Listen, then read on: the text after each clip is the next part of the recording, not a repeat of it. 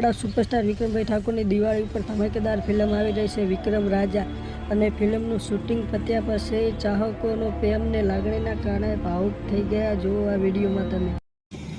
અમે ઘરમાં બેઠા હતા ને એ લોકો બહાર નીકળી જતા હતા અને દરેક વડીલો માતાઓ નાના નાના બાળકો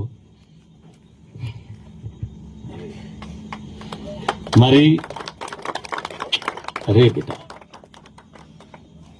થેન્ક યુ રડવાનું નહીં. ચલો